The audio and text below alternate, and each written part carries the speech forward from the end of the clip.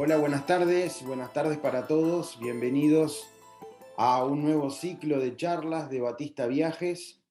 Estamos muy contentos de volver a estar en contacto con muchos de nuestros clientes, nuestros de tanto aquí en Uruguay como también en el resto de Latinoamérica, con agencias de viajes y agentes de viajes de muchos lugares de Latinoamérica, en Argentina, en Paraguay, en Chile, en Perú, en Colombia, en México, Costa Rica, Estados Unidos también. Así que vamos a estar nuevamente con este ciclo de charlas, en esta oportunidad todos los miércoles a las 4 de la tarde. Para aquellos que nos escuchan por YouTube en otro momento, estamos en fines de septiembre del 2021 y hoy vamos a iniciar con un tema muy, pero muy especial, que es ni más ni menos que el conflicto de Afganistán. Vamos a recordar algunos datos. Mi nombre es Gonzalo Moreira, soy uno de los directores de Batista Viajes. Batista Viajes es una agencia de viajes de aquí de Uruguay, pero también es un tour operador para el resto de Latinoamérica, para todas las agencias de viaje. Quiere decir que a través de las agencias de viajes de los distintos países pueden hacerse con nuestros viajes. Hablando de eso, voy a hablar más en profundidad un poco más adelante, pero este próximo viernes están saliendo lo que es nuestro primer viaje grupal a hoy en el 2021, a hacer la ruta de la música por Estados Unidos. Luego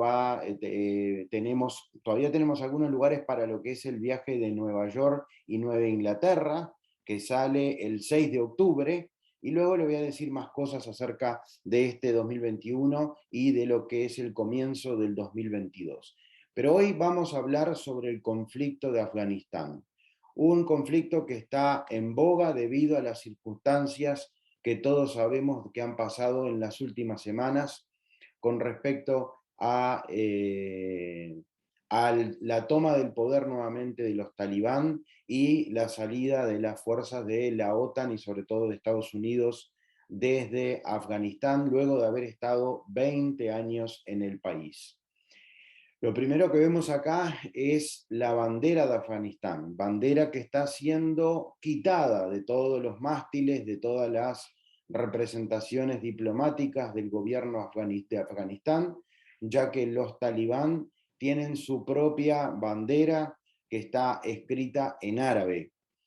Y entonces esto me dio pie, el tema de las banderas, de los talibán, de muchas cosas, para cuando pensé cómo encarar la charla del día de hoy, y es comenzar delimitando a qué le llamamos lejano oriente, a qué le llamamos oriente próximo, a qué le llamamos medio oriente, cómo se divide todo esto, porque es crucial para poder entender la localización estratégica geopolítica que tiene Afganistán desde tiempos inmemoriales. Si bien yo me voy a basar a partir del siglo XIX hasta nuestros días, que es la historia moderna, contemporánea de Afganistán, este es un punto estratégico, ha sido un punto estratégico durante muchos siglos, ya desde la época de Alejandro Magno o incluso antes, también fue punto importante durante la Ruta de la Seda, y podría seguirle diciendo otros hechos históricos muy importantes que lo voy a ir comentando en la medida que vamos a desarrollar esta charla. Entonces vamos a eso que quería decirles. Miren este mapa, qué interesante. Ubicamos a Afganistán y una primera explicación. ¿Por qué tan? La palabra tan en Asia Central y en muchos lugares del continente asiático significa país o región de. Por lo tanto, Afganistán es el país de los afganos. Así podríamos decir Kazajistán de los kazajos, Uzbekistán de los uzbecos y así sucesivamente. Incluso para la India, cuando uno habla de la India, en hindi, en el idioma oficial de la India, es Hindustán, el país de los indios, no de los hindúes, que el hinduismo es una religión, no tiene por qué ser india la persona que es hinduista. Por lo tanto, Afganistán se encuentra, miren qué casualidad, miren, todo lo que tenemos en azul es lo que consideramos lejano oriente, que siempre lo identificamos claramente con China, Coreas, Japón, el sudeste asiático, o sea, lo que es la península de Indochina, Myanmar, Tailandia, Laos, Camboya, Vietnam, y también el sudeste asiático, la parte insular, donde está sobre todo las Filipinas, Indonesia y Malasia. Eso es lejano oriente. Luego tenemos Oriente Próximo, o Cercano Oriente, como también se le llama a veces, que es el Medio Oriente, que es Egipto, en el norte de África, y luego todo lo que es la península arábiga. Yemen, Arabia Saudita, Omán, los países del Golfo, Irak, Siria, Israel, Jordania, Turquía incluso, e Irán. Ahí está bien delimitado. Luego tenemos los países de Asia Central, que siempre llamamos aquellos sobre todo que formaron parte de la ex Unión Soviética. Kazajistán, acá lo tenemos, Kazajistán, Uzbekistán, Turkmenistán, Kirguistán y Tayikistán, este que está acá más chiquito.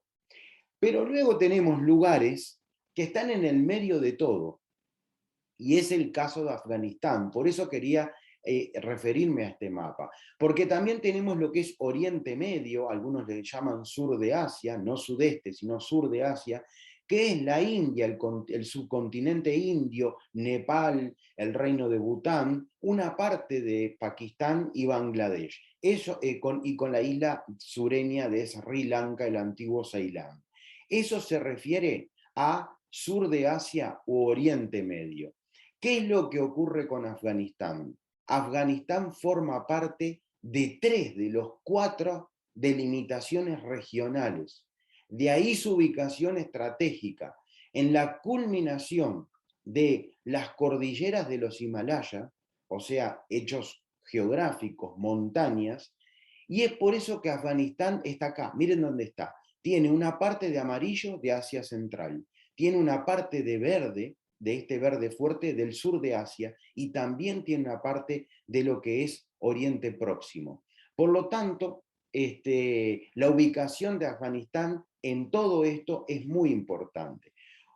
En todos estos días donde ha habido tanta comunicación de algunas personas que conocen mucho del tema y la mayoría que desconocen el tema y hablan sin tener muchas bases y entonces cometen errores, hoy mencioné que los talibanes tienen en su bandera escrituras en árabe, pero de ninguna manera podemos llamarle árabes ni a los talibán ni a ningún habitante de Afganistán, porque entre otras cosas, los árabes viven en la península arábiga y una cosa es su religión, que es la musulmana, que ahí sí se expandió, como ustedes saben, por muchos lugares del mundo. Hoy en día la mayor parte de África profesa la religión islámica, una gran parte del continente asiático. Recordemos que el país más poblado del mundo que es musulmán se llama Indonesia, con 323 millones de habitantes, de los cuales casi un 90% son musulmanes.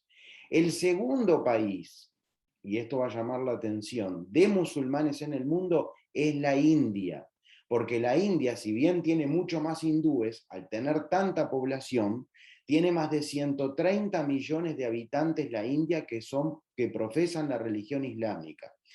Quiere decir, existen mucho más lugares, mucho más musulmanes que árabes. Y por supuesto, no todos los árabes son musulmanes. Hay árabes judíos, hay árabes cristianos, hay árabes sin religión, etc. Por lo tanto, pero sí ha tenido una vinculación, que lo voy a ir desarrollando, pero ya mucho más entrado el siglo, ya finalizando el siglo XX y entrado el siglo XXI, es la influencia que ha tenido del mundo árabe, pero sobre todo de los musulmanes, pero eso lo voy a hablar después. Así que este mapa nos ubica a Afganistán en un punto geopolíticamente estratégico desde toda delimitación, ¿no? Entonces vamos a este otro mapa que nos dice que es Oriente Próximo. Y acá es donde viene la influencia, digamos, del Islam en estos países. Nosotros conocemos, repasemos rápidamente, el profeta Mahoma nace en el siglo VI después de Cristo, recibe las escrituras, etc., comienza lo que es el Islam como religión, y lo que tiene de característica es que es muy rápido, rápidamente se distribuye y digamos, muchos lugares comienzan, mucha población y en toda la península arábiga comienzan a profesar la religión islámica. Entre otras cosas porque es de fácil acceso. Hay que cumplir 5 mandamientos y uno ya puede ser musulmán. Entonces, primero fue una dinastía que fueron los omeyas, que llevó el Islam desde la península arábiga hacia el norte de África. Fueron los que conquistaron la península ibérica, los omeyas.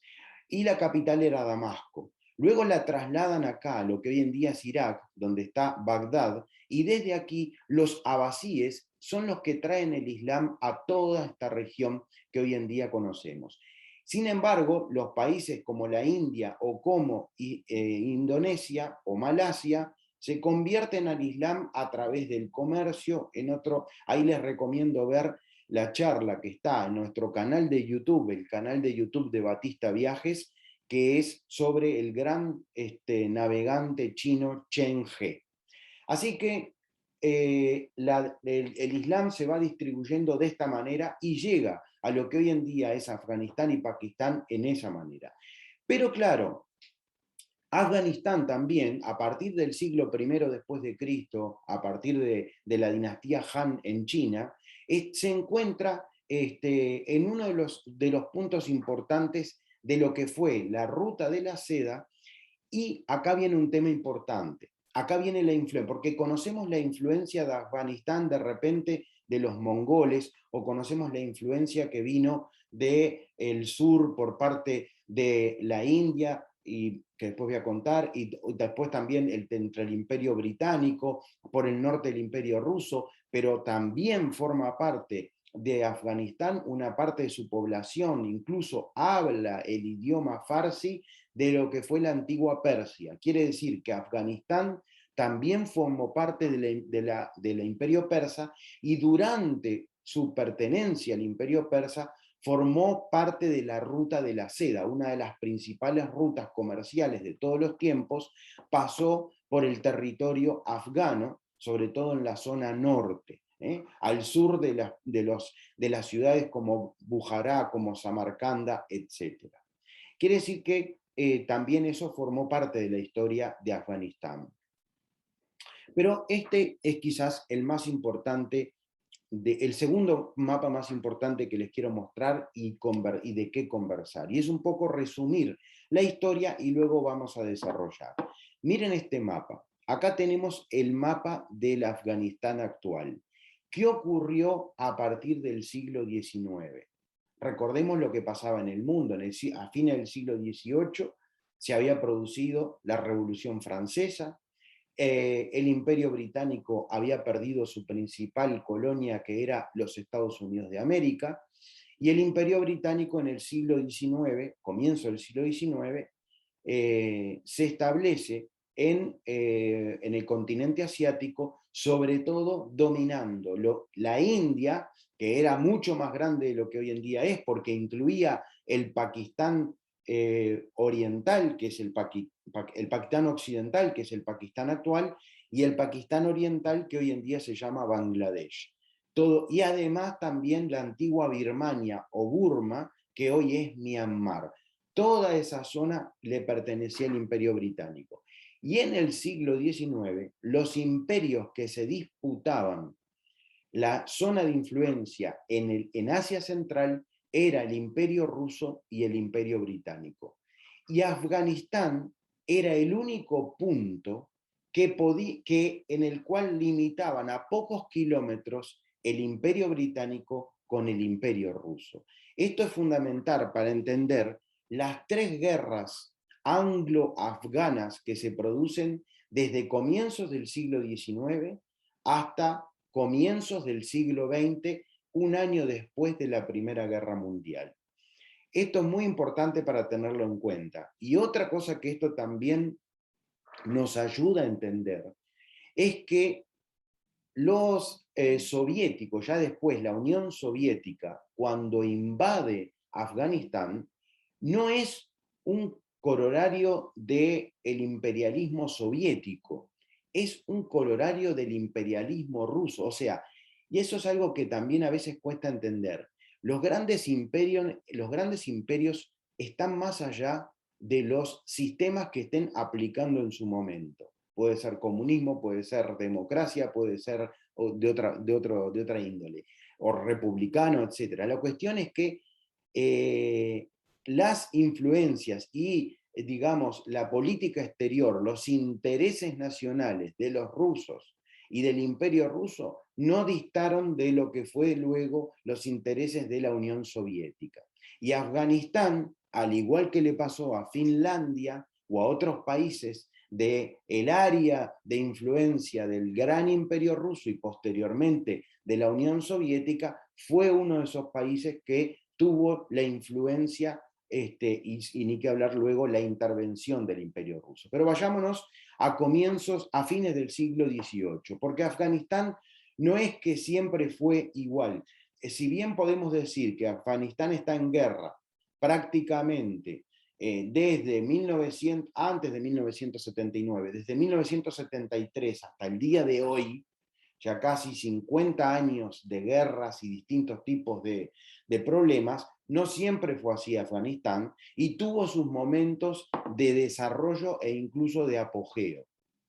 Y en el caso del Afganistán que conocemos al día de hoy, nos tenemos que referir a fines del siglo XVIII. Ahí cuando yo les contaba que se había producido la Revolución Francesa, que se había independizado de los Estados Unidos de América, que comenzaban las independencias de los países de Latinoamérica. En ese contexto nace una monarquía que se le llamó la era Durrani. Esa monarquía comenzó en 1747 y llegó hasta prácticamente 1973. La parte monárquica, no quiere decir que fue los Durrani. Los Durrani duraron un siglo y luego fueron retirados por los Khan, Khan, que son muy importantes en los últimos años previo a la dominación soviética y a la invasión soviética de 1979.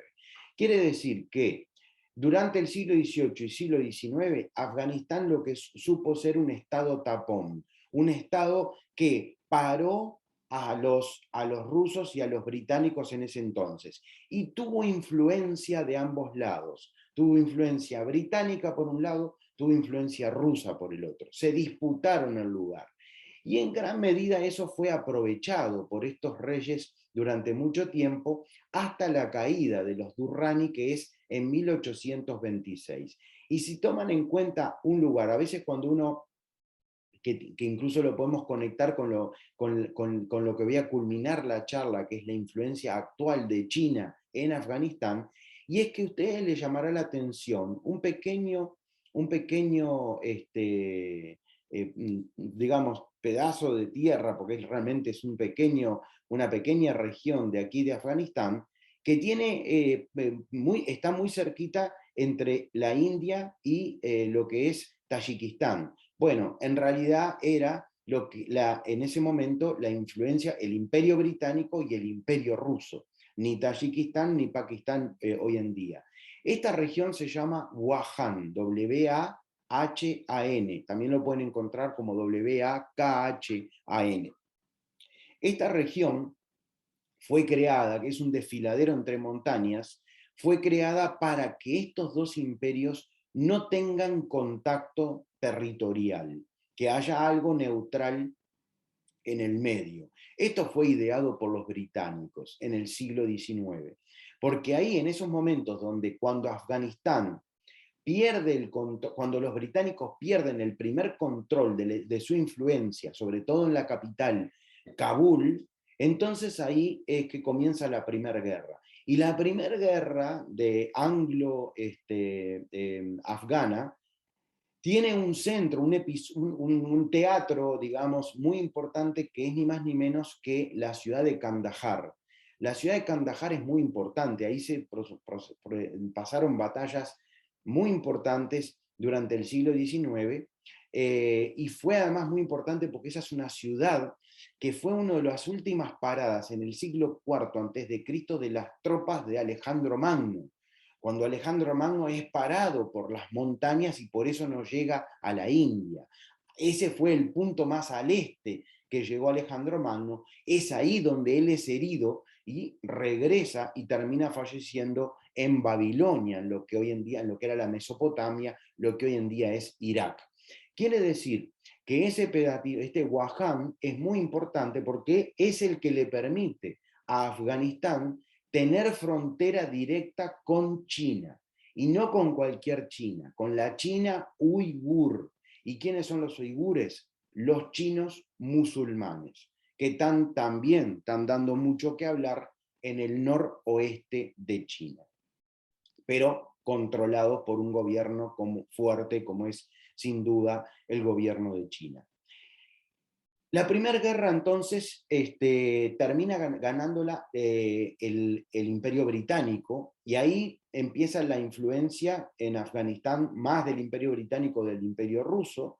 El Imperio Ruso había tenido en 1825, un año antes, un intento de golpe de Estado, el movimiento de los decembristas. El que quiera puede ir a nuestra charla sobre el transiberiano, donde hablo claramente de ese movimiento decembrista que luego es exiliado a la Siberia y es una de las paradas del transiberiano, y de ahí el motivo de mi exposición. Luego de pasar unos años, la segunda guerra anglo-afgana se produce entre 1878 y 1880. Ya ahí teníamos un episodio, ya estábamos con un Reino Unido mucho más fuerte. La India ya se había convertido en la principal colonia para los británicos, por lo tanto la influencia en Afganistán para ellos no era un tema menor, y, y nuevamente en esta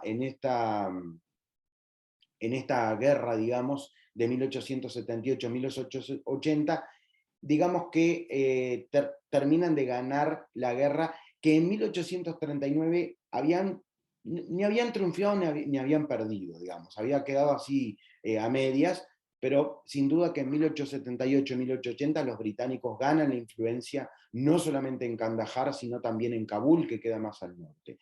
De ahí entonces venimos ya a otra época que es lo que es la Primera Guerra Mundial, y posteriormente a la Primera Guerra Mundial, en 1919 se produce la última guerra, donde los afganos precisamente aprovechan esa caída, de capa caída, digamos, de los británicos, no porque los británicos, si bien habían ganado la Primera Guerra Mundial, tenían el tema ni más ni menos que no habían podido, o sea, que habían perdido muchas vidas, la economía ya era otra, ya era otro la influencia, y de a poco fue perdiendo los británicos, y en 1919 Afganistán logra finalmente la independencia de los poderes ajenos.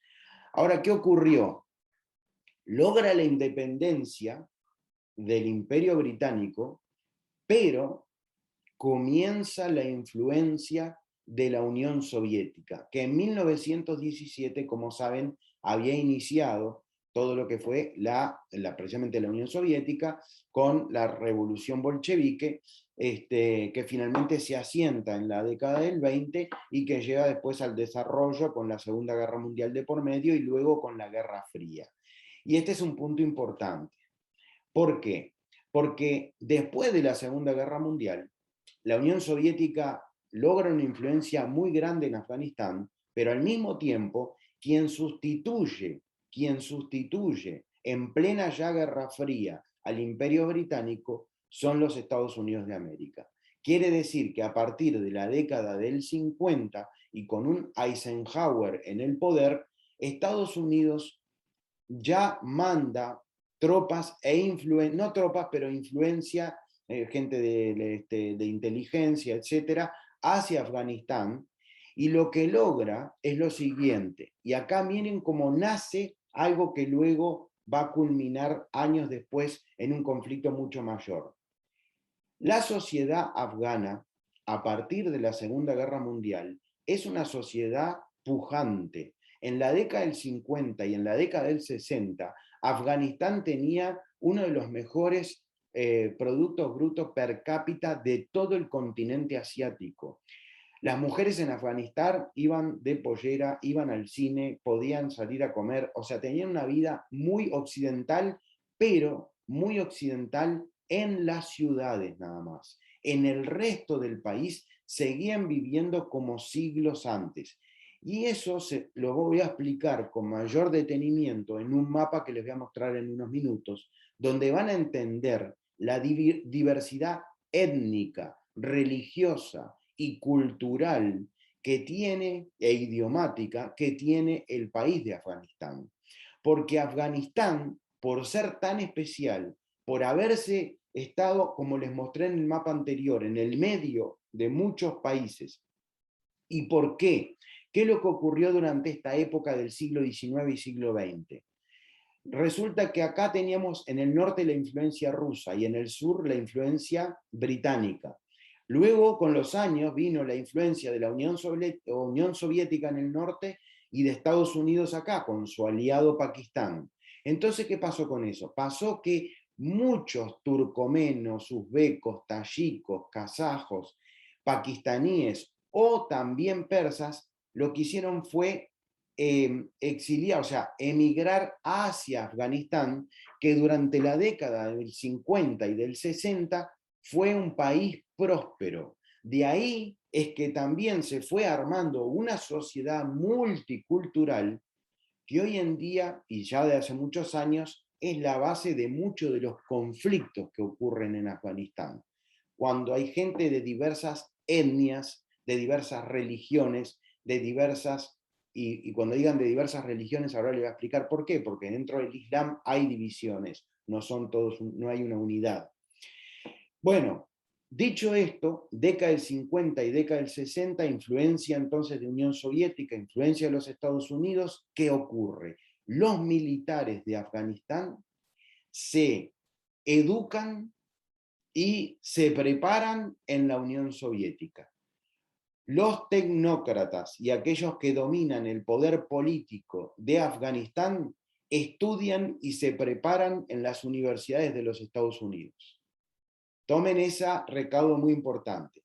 Una parte de la sociedad tiene como eje Estados Unidos. Los militares tienen a la Unión Soviética. Cada uno haciendo su juego. Nikita Khrushchev por un lado y por el otro lado los distintos presidentes que pasaron por los Estados Unidos. En 1973 cambia la historia de Afganistán. Deja de ser un reino y como un integrante de la familia real, que era la familia, como conté hace un rato, que era Khan, K-H-A-N, este familiar entendía que el camino que estaba siguiendo la monarquía no era el correcto y lo que hace es un golpe de Estado. Y se transforma este familiar en el dictador de Afganistán. Comienza una dictadura, donde al comienzo había estado siendo ayudado por los comunistas, pero cuando llega al poder se da vuelta y no quería saber nada de los comunistas y tiene la ayuda de los Estados Unidos de 1973. Como tiene la ayuda de los Estados Unidos, evidentemente, la contracara, que es el Partido del Pueblo, que era comunista, comienza a tener una gran ayuda de la Unión Soviética. Eso termina en que en 1978 se produce un golpe de Estado, pero a favor del Partido del Pueblo, que es el Partido Comunista. Obviamente que ayudado por la Unión Soviética. Sin embargo, los primeros, desde principios del 78 hasta finales del 79, no era la idea de la Unión Soviética invadir Afganistán. Tuvieron que hacerlo porque en un año y medio fue tan impopular el gobierno comunista. ¿Y por qué tan impopular? Una de las principales razones era que el Partido Comunista quería erradicar la religión, y estamos hablando en una sociedad que es absolutamente confesional, una sociedad que es religiosa no los domingos para la misa, que es religiosa desde que se levanta hasta que se acuesta, el gran porcentaje de la población. Entonces ganó la enemistad en primera instancia de la mayor parte de la gente religiosa. ¿Cómo que le van a sacar, cómo que van a cerrar las mezquitas? ¿Cómo que van a cerrar las escuelas coránicas que son las madrazas? Entonces lo que ocurrió fue que cuando no daba más y cuando el gobierno ya no aguantaba, ahí las tropas soviéticas envían sus tanques y también la división aerotransportada para lo que es Kabul y todo, y establecen un gobierno prosoviético, ponen en el poder a un títere que ni siquiera estaba en Afganistán, era un afgano pero no vivía en Afganistán, y comienza lo que se llamó la invasión soviética de Afganistán, que fue desde 1979 hasta 1989. Tomen en cuenta que estoy resumiendo esto y luego voy a interiorizar en varios puntos, sobre todo del final. Pero ahora les digo los titulares para luego desarrollar. De 1979 a 1989, la Unión Soviética invadió Afganistán.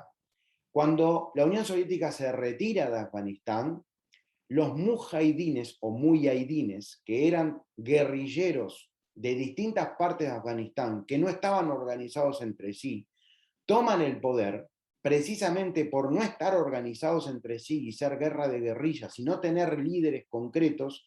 Se produce una guerra civil desde 1989 a 1992. Y en 1992 hasta 1996 se produce un gobierno islámico, pero no de los talibán. Los talibán llegan al poder en 1996. Ahí hay una de las cosas que más me rechina escuchar en estos últimos tiempos. Hablar de que los talibanes echaron a los soviéticos y de ahora echaron a los Estados Unidos. Bueno, ni echaron a los Estados Unidos, ni echaron a los soviéticos, ni echaron a los Estados Unidos.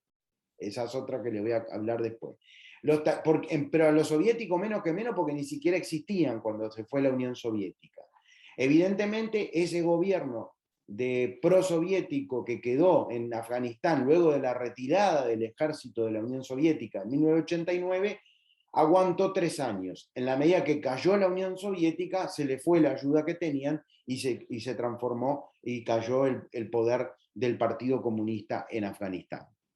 Los talibanes dominaron de 1996 hasta el 2001, después del fatídico 11 de septiembre, cuando se supo que Al-Qaeda estaba refugiado y había sido apoyado por el gobierno talibán en Afganistán, se produce la invasión de Estados Unidos y la OTAN a Afganistán, que dura 20 años hasta hace unos días atrás.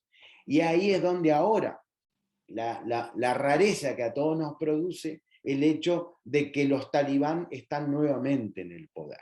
Bueno, ahora vamos a empezar a desarrollar todo esto que les conté. Para entender todo esto que les conté, miren este mapa que les estoy mostrando en este momento. Este es un mapa que está muy bien logrado y que habla de las distintas etnias que se encuentran en Afganistán. Pero tomen en cuenta lo siguiente, aquí a la derecha chiquito, ven que acá hay una media luna con una estrella, ven que la media luna está hacia la izquierda. Bueno, eso significa que son suníes. Y miren acá, la media luna que está hacia la derecha. Eso significa que son chiíes, o sea, chiitas.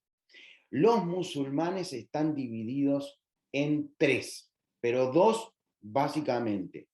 Son los chiitas, los sunitas y los abadíes. Los abadíes son muy neutrales, están casi que solamente en el sultanato de Omán. Ahí les recomiendo escuchar la charla que está en YouTube acerca del sultanato de Zanzíbar, que tiene que ver con el sultanato de Omán, donde explico el tema del ibadismo. Pero los 2 ramas principales del Islam son los chiitas y los sunitas. En la mayor parte de los países árabes, no Afganistán que no es árabe, los países árabes de la península arábiga son sunitas, son suníes. Salvo Irak, que en el sur de su país tiene en la región de Basra o Basora, donde se une el Éufrates y el Tigris en la Mesopotamia, antes de desembocar en el Golfo Pérsico, ahí tienen chiitas. Pero luego tenemos a Irán, que es totalmente chiita, el 90%, los azeríes de Azerbaiyán, que también son chiitas, y muy pocos lugares más. Uno de ellos es precisamente Afganistán. ¿Y quiénes son los chiitas? Los chiitas son aquellas tribus que emigraron o que formaron parte del antiguo imperio persa y emigraron en algún momento hacia Afganistán. ¿Quiénes son los hazaras? Los hazaras son estos que están acá en el centro. Señores, ustedes habrán escuchado, recomiendo leer los libros, si no tienen tanto tiempo, mirar las películas, algunas que hay, pero está las famosas cometas en el cielo, que eso tiene que, y otras tantas que se han hecho, que tienen que ver con que los que peor la pasaron durante el gobierno talibán han sido los hazaras, que están aquí en todo este lugar, y son millones de personas los hazaras. Aquí se encuentran en este lugar. Luego tenemos a la etnia mayoritaria, que es de donde salen los talibán, que son los pastún. Pastún. ¿Qué son los pastún? Bueno, todo esto que está clarito, está aquí con un color cremita, podrán ver que la capital Kabul también está dentro de lo que es los pastún. Ghazni, otra ciudad muy importante, Kandahar, ni que hablar, acá nacieron los talibán al poder en Kandahar, no nacieron ahí, nacieron al poder en Kandahar y muchas otras ciudades de este lugar. Luego tenemos la influencia del norte, aquellos que vinieron, que emigraron en los momentos que los soviéticos estaban poniendo la bota en los países de Asia Central. Entonces tenemos en azul todo lo que son los uzbecos, tenemos en rojo todo lo que son los tayikos. Los tayikos son los únicos que pueden ser tanto chiitas como sunitas, pero los pastún son suníes. Los uzbecos también son suníes, o sea, sunitas. Los turcomanos también son sunitas. Y otros lugares aquí en el centro, en el norte de Afganistán, que también son sunitas. Y acá tenemos los kirguisos, que son los que están directamente limitando con China. Y todos ellos casualmente son chiitas, son chiitas. Miren toda esta mezcla que les estoy contando. Entonces, Afganistán no es homogéneo.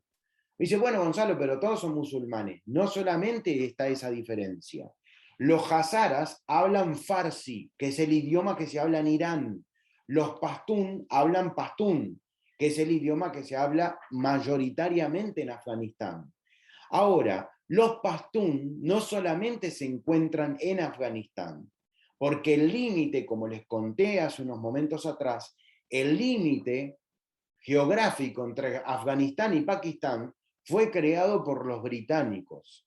Por lo tanto, muchos de los pastunes, y habrán sentido nombrar, aquellos que ven las películas y muchas cosas que tuvieron que ver con Afganistán, habrán sentido nombrar la ciudad de Peshawar. Peshawar es una ciudad montañosa que queda en la frontera con Afganistán, y ahí es el lugar donde nacieron los talibán, en la ciudad de Peshawar.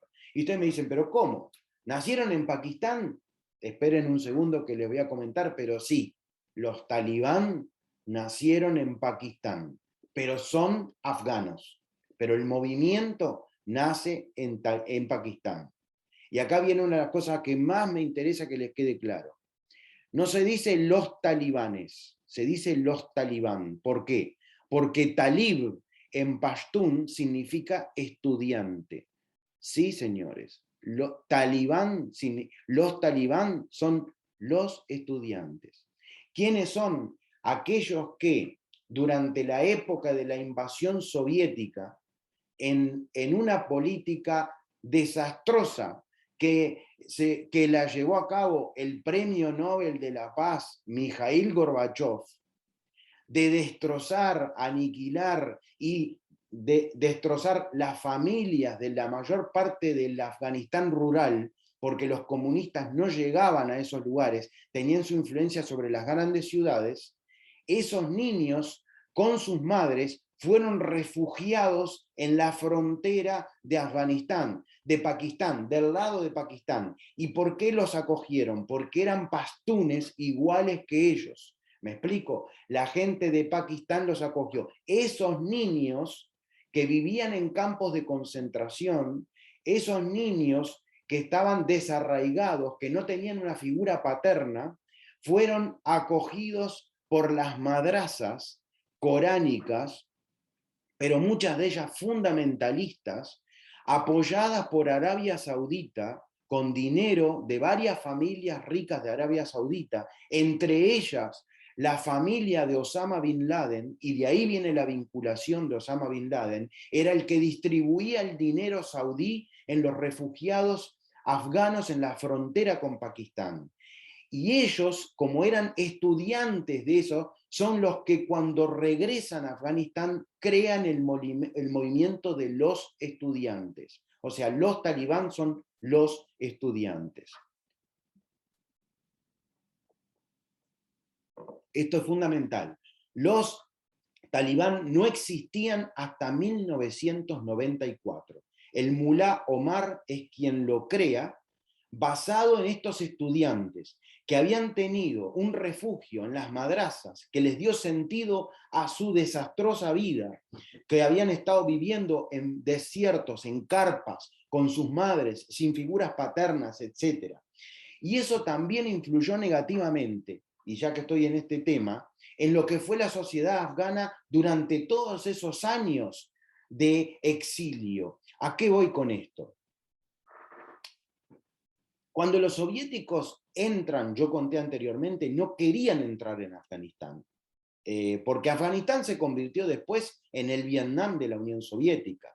Ellos ya habían visto cómo se había despilfarrado tanto dinero por parte de los norteamericanos y no llegaron a ninguna ganancia más que pérdida de todos en todo sentido. ¿Por qué? Porque había cambiado el mundo, las guerras ya eran guerras de guerrillas. Hasta la guerra de Corea eran ejércitos enfrentados, pero a partir de estas épocas son guerras de guerrillas, tú no sabés quién es el oponente.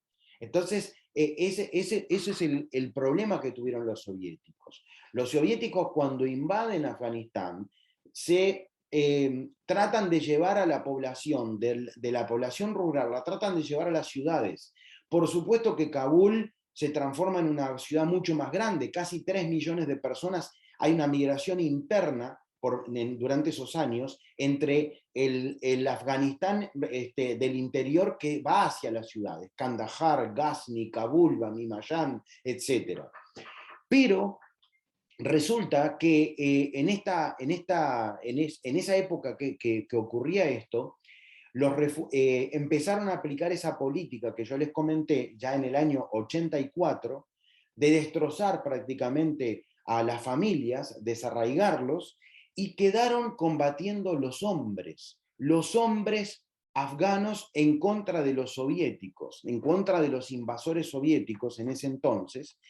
Y si bien Kabul, podemos hablar que previo a los soviéticos había mucha gente analfabeta y posteriormente a los soviéticos la gente había avanzado en el tema de la educación, habían avanzado en temas de salud, pero, como les digo, se había pasado por arriba la cultura de este pueblo profundamente religioso. Y estos hombres que siempre fueron duros y rígidos, pero imagínense viviendo muchos años sin mujeres, viviendo muchos años sin sus hijos, sin sus familias, y ahí es donde se va radicalizando el Islam de esta gente hacia el tema de los hombres. Yo no quiero decir que este es el motivo, pero es el motivo de la radicalización de los talibán. Pero obviamente hay causas muy importantes que tienen que ver con todo esto que le estoy contando, que fueron años. ¿Por qué? porque les estuve diciendo que durante la década del 50 y entre la década del 60 del siglo XX, Afganistán era un modelo en la región, y para nada la mujer tenía su vida, eran religiosas por supuesto, pero no iban ni con una burka ni nada por el estilo. Entonces eso comienza posterior a la caída de la Unión Soviética, pero las causas de por qué pasa todo esto se explican en ese desarmado social que se produce durante la invasión de los soviéticos en Afganistán. Pero ¿qué ocurre? Claro, yo les conté entonces que los talibán, a ver si tenían, ahí está. Acá los talibán son pastún, la mayor parte de ellos. Y miren los pastún dónde está. Todo esto que está acá, que está en verde, esta parte verde es la parte de la etnia pastún que se encuentra en Afganistán. Y toda esta parte verde es la etnia pastún que se encuentra en Pakistán. Por lo tanto, no es todo igual, para nada. Además, también tenemos otra región, que es una región muy interesante, que a veces se habla muy poco. ¿Por qué se habla poco? Entre otras cosas porque es menos problemática y entre otras cosas porque tiene mucha comunicación entre ellos, que es el Baluchistán. El Baluchistán es el único lugar de la República Teocrática de Irán que, hablando mal y pronto, no le da tanto corte al gobierno de Teherán, al gobierno desde el 79 con la toma del poder del Ayatollah al-Khomeini en Irán. Por lo tanto, el Baluchistán también es una región muy importante que tiene una parte en Pakistán, una parte en Afganistán y una parte muy importante en Irán, como lo ven acá.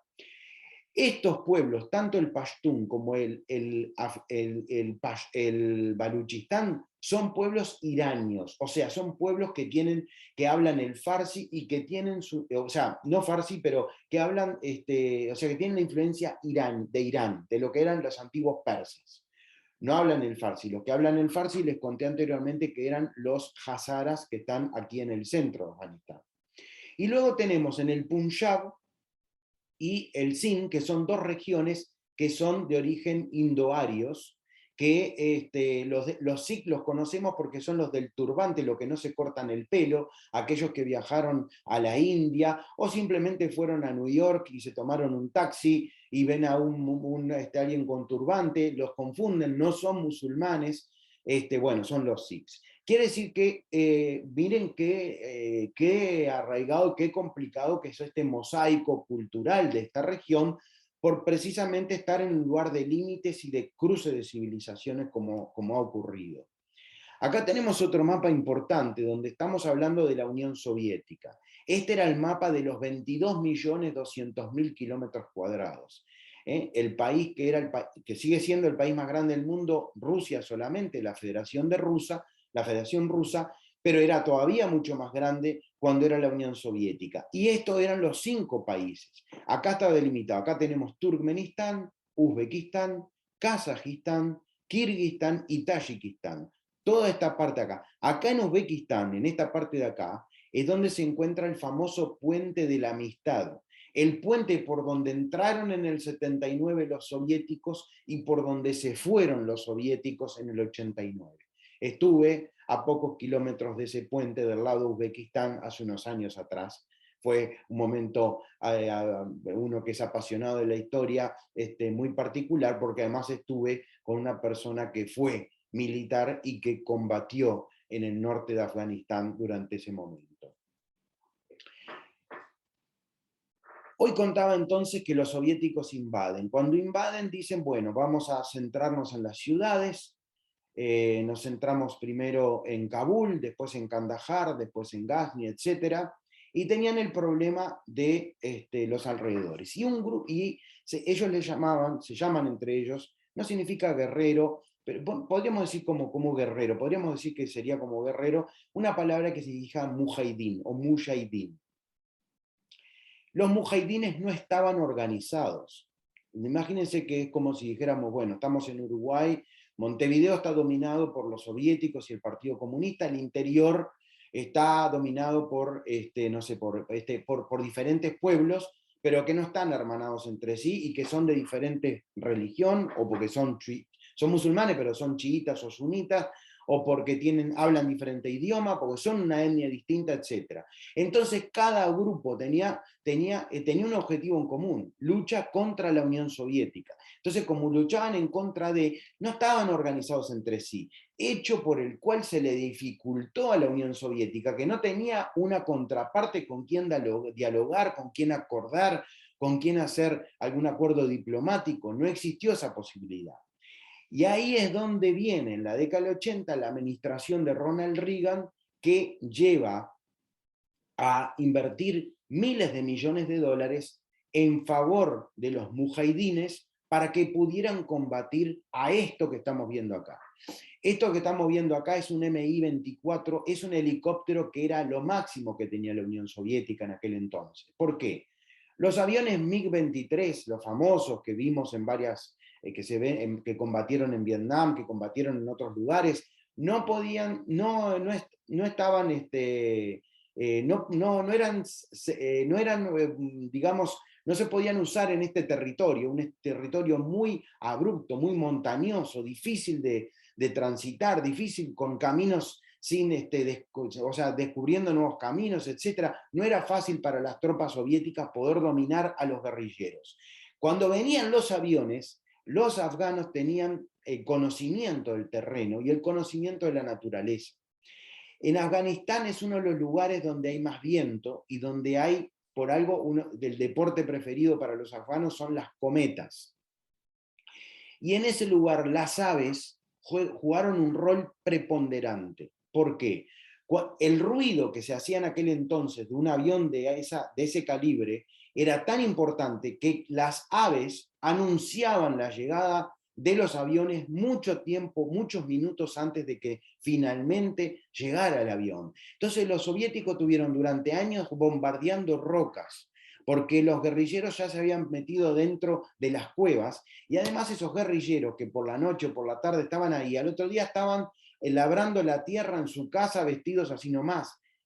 Lo mismo que les pasaba a los norteamericanos en Vietnam, cuando estaban plantando arroz por la mañana y a la noche se transformaban en miembros del Vietcong. Bueno, eso es lo mismo lo que le pasó acá. Entonces, este helicóptero cumplió una función muy importante, porque este helicóptero sí podía llegar silenciosamente, sí tenía la capacidad de estabilizarse y de poder atacar, y ahí comenzó a hacer mucho daño a la guerrilla y a los mujahidines. Pero ahí vino el famoso Stinger, lo que es como una bazuca, digamos, que salía, y acá viene un tema económico. Cada uno de esos helicópteros que acabo de mostrar valían entre en torno de los 60, 70 millones de dólares. Cada una de estas armas que los norteamericanos llevaron a los mujahidines valían 40.000 dólares. Esta foto, y con estas armas, los mujahidines destrozaron a los helicópteros soviéticos. La única arma que había estado dándole triunfos a los soviéticos. Por lo tanto, fue nefasto para la Unión Soviética, y el financiamiento de esto vino por parte de Estados Unidos, pero a través de las familias saudíes. O sea, y en ello estaba Osama Bin Laden. O sea, Osama Bin Laden, con dinero de Estados Unidos y de Arabia Saudita, financió a los mujahidines en contra de los soviéticos. De ahí el poder y la simpatía que los musulmanes radicales le tenían a Osama Bin Laden, porque él había apoyado a los mujahidines contra los soviéticos durante la guerra que se terminó en el 89.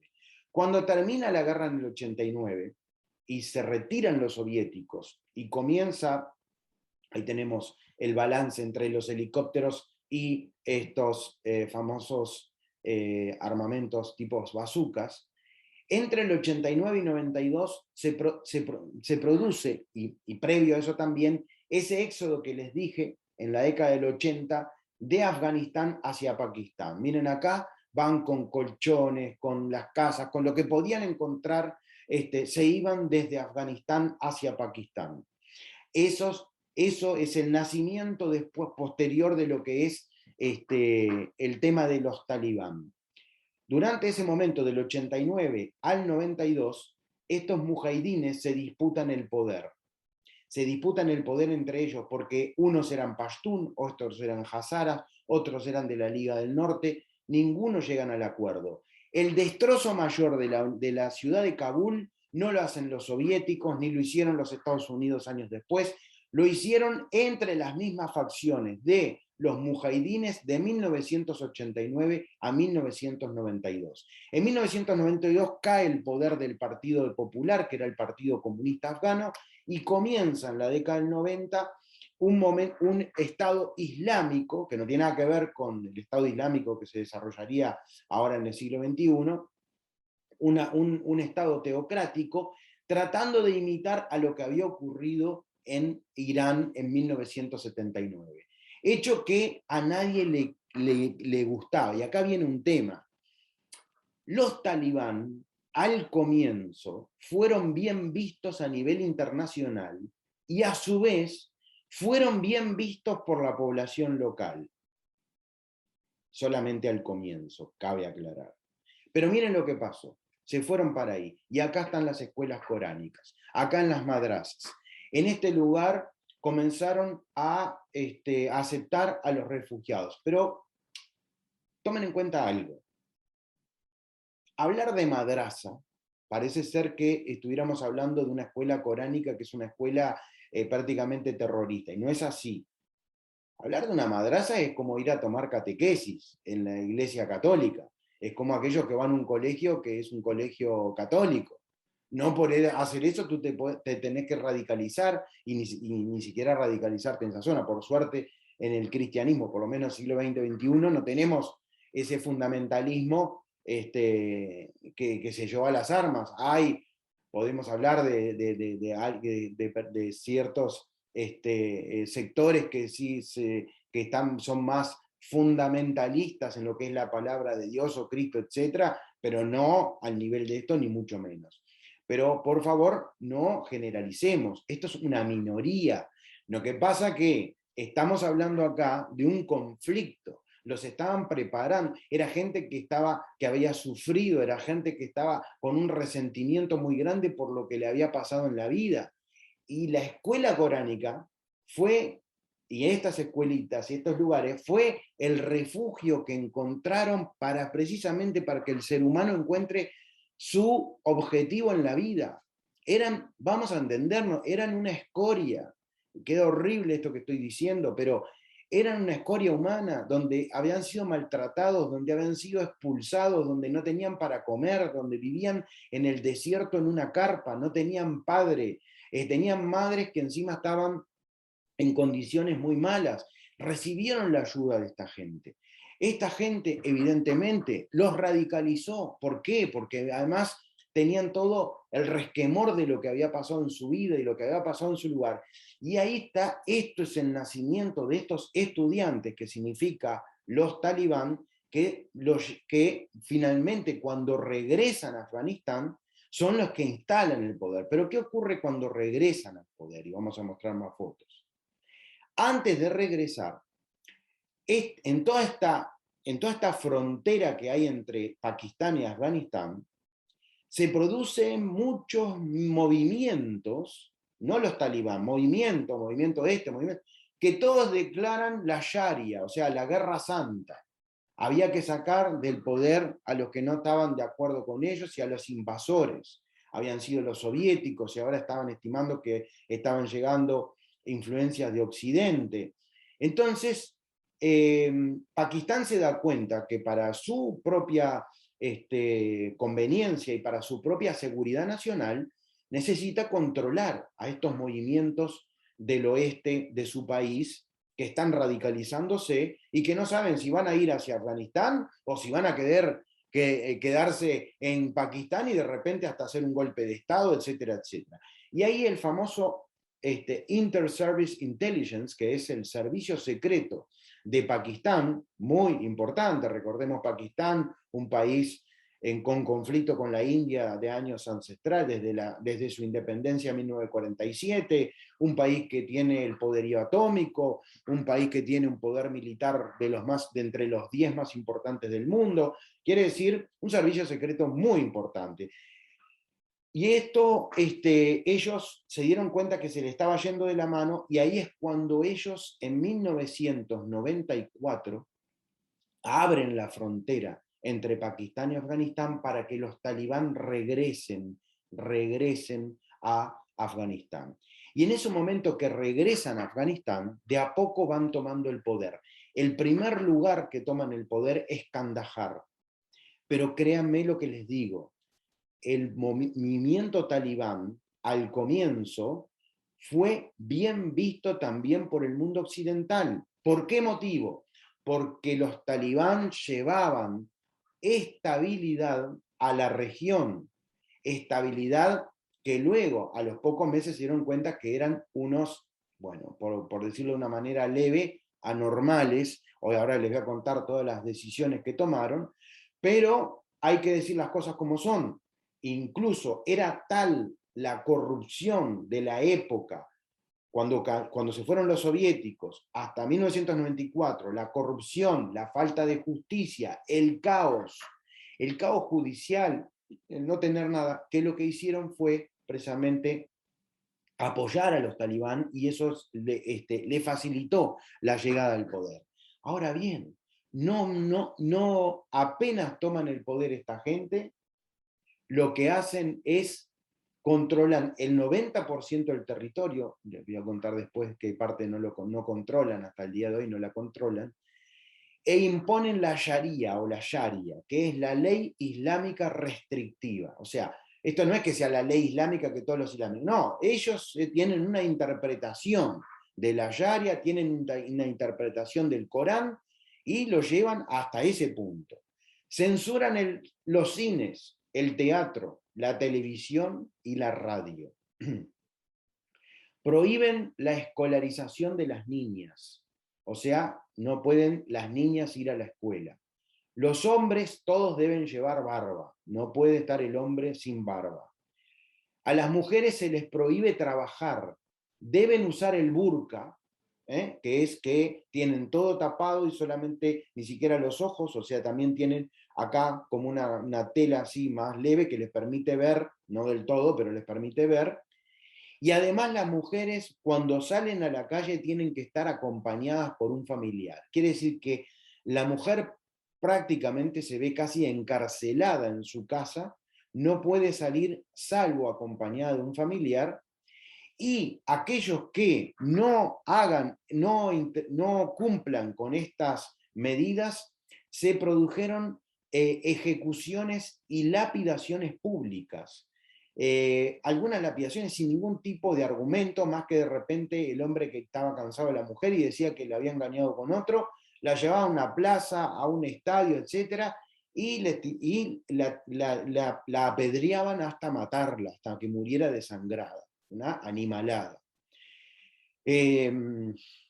Todo esto de acuerdo a esta ley islámica, que reitero, en ningún momento la ley islámica habla de eso, porque uno de los faltantes que tiene el Islam es precisamente que el Corán no habla tanto de la mujer, entonces deja librado la interpretación, pero obviamente es una ínfima parte de esta gente que hace eso, no tiene nada que ver con los musulmanes de bien, que para nada están de acuerdo con todas estas situaciones. Osama Bin Laden entonces había participado de la financiación de los mujahidines por el dinero de Arabia Saudita con Estados Unidos, para poder financiar a los mujahidines, que con esos stickers que llamaban las bazucas, que hacían bajar a los helicópteros soviéticos, había quedado en esa historia, y él forma un movimiento que se llama Al-Qaeda, que se basa en Afganistán, y que cuando el movimiento talibán toma el poder, también es ayudado financieramente por Arabia Saudita. ¿Por qué? Porque Arabia Saudita era la que había financiado las escuelas coránicas de estos niños refugiados afganos que se terminan transformando en los talibán. Entonces, de ahí viene la vinculación y el agradecimiento de los talibán, y por lo tanto, cuando en esos años que él estuvo en Afganistán, y desde donde ideó el fatídico 11 de septiembre del 2001, cuando hicieron los ataques terroristas, no solamente a las Torres Gemelas, como saben, al Pentágono, querían también ir o a la Casa Blanca, o al Capitolio, eso no se sabe, el United 93 que finalmente se estrelló en territorio de Pensilvania, y bueno, enseguida se supo por la inteligencia, recordemos que el primer golpe importante que da Al Qaeda es los ataques terroristas de 1998 y 1999 en las embajadas de Estados Unidos en Nairobi, Kenia, en Dar es Salaam, Tanzania. Y posteriormente, el más importante, por supuesto, que cambió el mundo en un montón de aspectos, es el 9 de septiembre, el 11 de septiembre, yo digo 9 porque ellos ponen 9-11, ¿no? Es el 11 de septiembre del 2001, los atentados contra las Torres Gemelas, etc. A partir de ese momento, Osama Bin Laden es una de las personas más buscadas, los buscan en un montón de lados, si bien hay teorías conspiratorias, etc., bueno, se cree que lo que ocurrió fue esta escena tan famosa que es cuando están mirando en vivo, acá tenemos al actual presidente de Estados Unidos, Joe Biden, acá tenemos al presidente de Estados Unidos en el momento, Barack Obama, acá a Hillary Clinton, que como ven se está agarrando la mano así porque era el momento exacto donde las tropas de Estados Unidos estaban entrando en Abbottabad, a pocos kilómetros de Islamabad, la capital de Pakistán, y donde en una operación hipersecreta terminan asesinando a Osama Bin Laden y luego en el medio del océano, luego de hacerle un ritual religioso islámico, lo tiran al mar. Así que ahí es como termina Osama Bin Laden, y eso es lo que provoca el 2001, eso estoy hablando ya del 2011, el 2001 es lo que provoca es la invasión de Estados Unidos a Afganistán. A Estados Unidos le vuelve a pasar lo que le pasó en Vietnam, lo que le pasó a los soviéticos en Afganistán. Hay muchas comparaciones que se hacen, las situaciones son diferentes, hay mucho tela para cortar todavía, se sabe poco porque hay que esperar a que los acontecimientos vayan desarrollándose para entender cómo va a quedar la cosa, pero sí hay algo que tienen que entender. Desde el 2001 que Estados Unidos conquista Afganistán, hasta hoy en día los talibanes se financian porque los talibán y Afganistán hoy es un narcoestado. Afganistán es el principal productor de opio, que con eso se hace la heroína del mundo. Su principal cliente es Rusia, que el 25% de la heroína que se produce en Afganistán se va hacia Rusia, pero también se va hacia Europa. Heroína que viene hacia Francia, Italia, Reino Unido.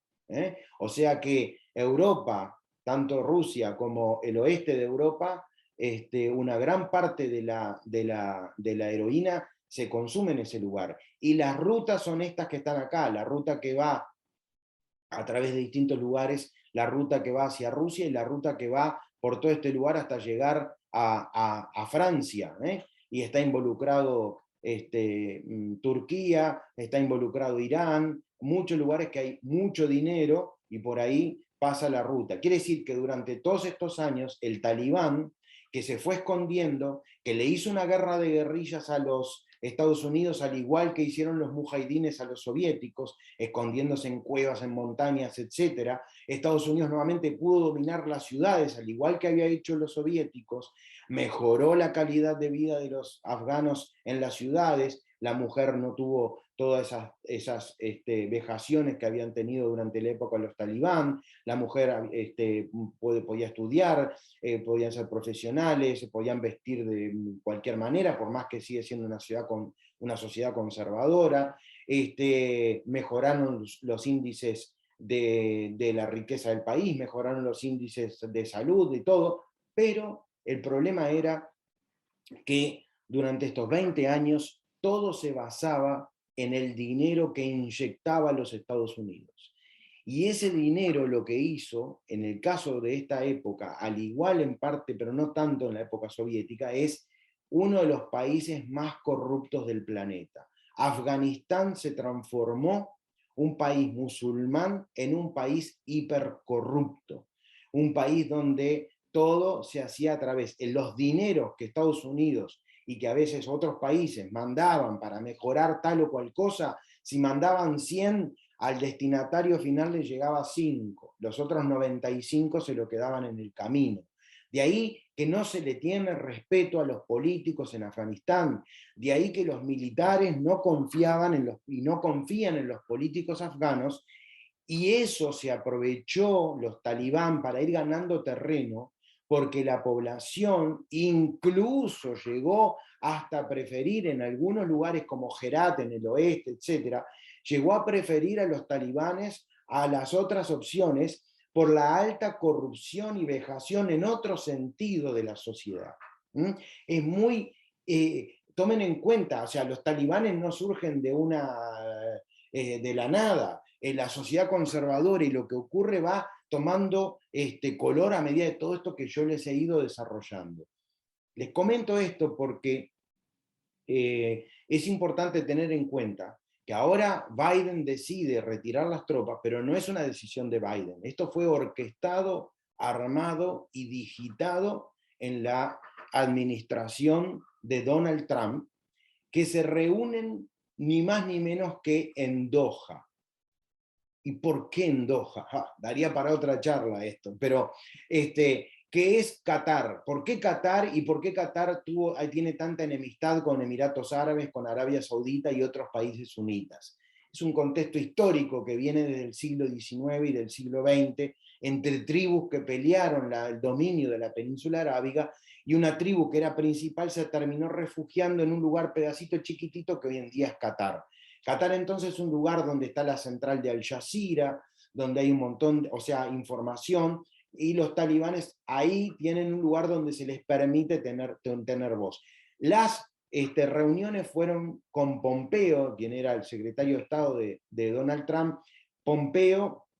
Mike Pompeo con los talibanes fue que definió esto. O sea, ellos sabían que los talibanes iban a tomar el poder. Esto no es casualidad.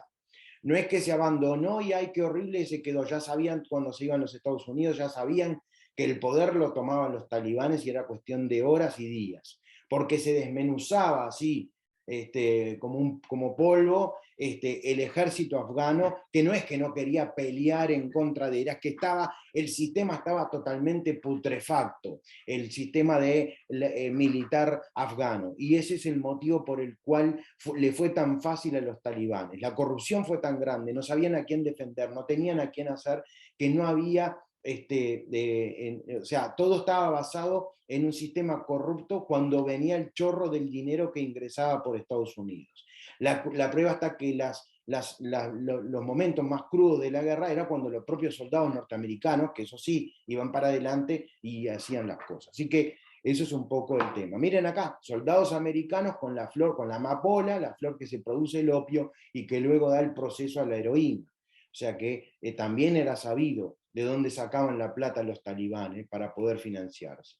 Y estas son las imágenes que se vivieron en los últimos meses, que son lamentables, porque claro, venían estos de vuelta, ya sabían lo que habían pasado anteriormente. Yo no les creo a los talibán que dicen que ahora van a ser más moderados que hace 20 años atrás, no les creo en absoluto. Apenas tomen el poder total, como ya casi lo tienen, van a volver a dejar a la mujer, van a volver a tener que usar el burka, no la van a dejar permitir estudiar, no la van a dejar salir de la casa. Es una situación espantosa, la que van a volver a hacer los talibán aquí en Afganistán, lamentablemente, y de ahí es que la gente estaba desesperada por salirse, desesperada por montarse en estos aviones que eran los últimos que salían, llenos de gente, algunos se colgaron, murieron al caerse del avión una vez remontó vuelo, situaciones dramáticas se vivieron, con padres dando a su niño a soldados norteamericanos diciendo lléveselo, por lo menos él va a tener esperanza de vivir. Realmente situaciones horribles que pasaron en esos días. Y a todo esto, en esos días tan nefastos, donde incluso surgen movimientos en contra movimientos terroristas en contra de los talibanes, que son estos nuevos que hay, que llama el ISIS-Kurd y otros que están ahí, pero que no me voy a meter a desarrollarlo porque es muy no quiero ya entreverarlos tantos, igual les prometo que estas charlas las voy a subir a YouTube para que las puedan volver a escuchar si es que les interesa desarrollar un poquito más el tema, porque es mucha la información.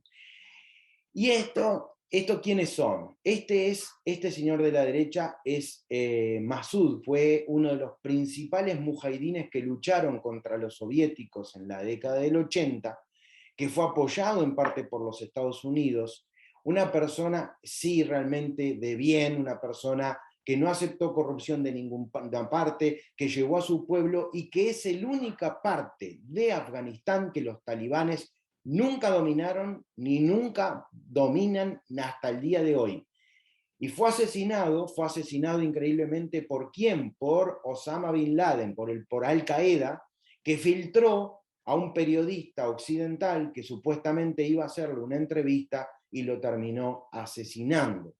¿Y quién lo sucede después de unos años? A la izquierda, su hijo, que es el actual comandante del norte, que dominan esta región que está en rosadito acá, que está entre montañas y que realmente está impenetrable. No entraron los soviéticos, no entraron luego los talibán, tampoco, no tuvieron problemas con los Estados Unidos, y ahora los talibán es un lugar que tampoco han entrado y son muy fuertes en el lugar. Y ojalá se puedan mantener de esa manera, porque ahí la mujer puede tener su vida normal y sus gentes viven por lo menos mucho mejor de lo que van a vivir el resto de Afganistán debido a estos talibán que nuevamente están en el poder.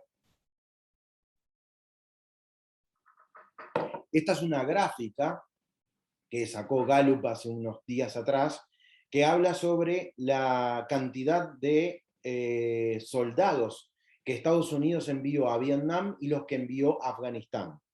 Si bien el pico máximo en Vietnam llegó a más de 600.000, acá llegó en un momento a casi 500.000 soldados, casi medio millón de soldados norteamericanos estuvieron apostados en Afganistán. Imagínense, medio millón de soldados en Afganistán, ¿no? Es un disparate realmente. Y volvieron a aumentar en el último año previo a la retirada. Y bueno, muchos hacen las comparaciones, ¿no? De lo que ocurrió en Vietnam, de lo que ocurrió ahora en Afganistán, de cómo queda todo esto. Y a todo esto hay un tema, acá hay un tema que a mí me gustaría tocar, que algo ya lo estuve contando, pero es que no es que Afganistán nunca haya podido ser conquistado, siempre fue conquistado, lo conquistaron los soviéticos, lo conquistaron los norteamericanos. Que se hayan ido, que no pudieron dominar todo, no, es un gasto excesivo, un gasto tan grande que entonces se retiran, pero no es que no lo hayan podido dominar porque, bueno, dejaron consecuencias, los soviéticos muchas negativas, los americanos también muchas negativas, también dejaron positivas los soviéticos y también dejaron positivas los norteamericanos, ¿no? Pero Afganistán no es que nunca haya podido ser conquistado, todo lo contrario, fue conquistado varias veces. El tema es ahora un nuevo dominio, mucho más inteligente, sin militares, sin dominio de nada, sino que es el tema comercial, y acá hay un doble tema. China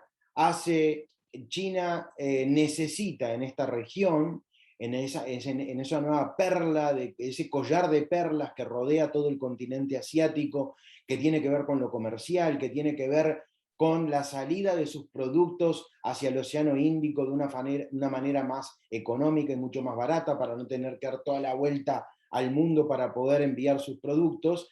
Lo hicieron ya con Pakistán, tienen la famosa ruta del Karakorum, donde atraviesa de China en la finalización de la parte oeste de los Himalayas hacia Pakistán, y luego va yendo hacia el puerto de Karachi, donde desemboca el río Indo, uno de los puertos más importantes. Y Afganistán, si bien es territorio que no tiene salida al mar, también es un cruce de caminos hacia Irán y hacia el sur de Pakistán. Y hoy en día entonces China tiene doble interés, el interés comercial y el interés de invertir para hacer rutas y etcétera, a cambio de poder, no es que le interese tanto Afganistán como mercado, sino como atravesar sus productos a través de Afganistán.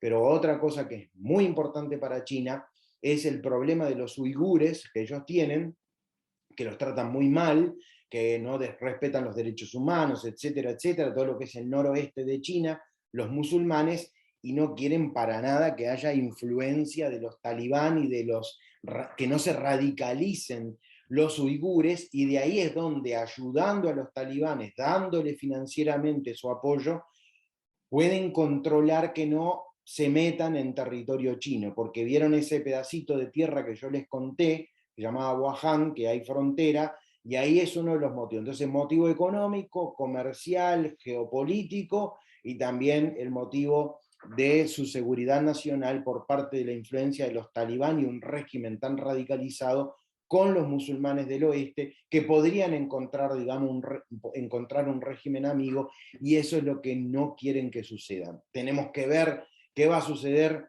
en las próximas semanas, qué va a suceder en los próximos meses. Antes de retirarme y antes de pasar a las preguntas, que estoy a las órdenes ahora para que me puedan hacer, y sí, en parte sí, me preguntan si viven del comercio del opio y detrás ahora asociados, porque es que no les quedaba otra, o se volvían narcotraficantes o no tenían ningún tipo de ingreso, porque estaban cortados financieramente y todo, después de todos los atentados del 11 de septiembre, su capacidad de poder financiarse, ¿no? Entonces, por ese motivo es que se financiaron de esa manera, no tenían capacidad para hacer de otra. Al-Qaeda estaba supuchado, esperando que no lo encontraran, hasta que por suerte lo encontraron a Osama Bin Laden ahí en Abbottabad. Bueno, la mayoría son saludos y agradecimiento y felicitaciones. Muchísimas gracias. Es un placer para mí estar de nuevo con las charlas, y el miércoles que viene los esperamos a las 4 de la tarde para nuestro... no es que vamos a hablar solamente del viaje de Egipto, vamos a hablar de Egipto en sí. Ojo la diferencia. Vamos a hablar de Egipto, no solamente del viaje, vamos a hablar en general de Egipto, lo voy a encarar de otra manera. No es lo mismo que las charlas que vimos, que ya he hecho de Egipto en otro momento. Lo mismo cuando hable de otros de los temas que vamos a hacer ahora, hasta, no me acuerdo si octubre o de noviembre, hasta cuándo va este ciclo de charlas, que con mucho gusto estamos nuevamente haciendo. Muchísimas gracias y hasta el próximo miércoles. Chau, chau.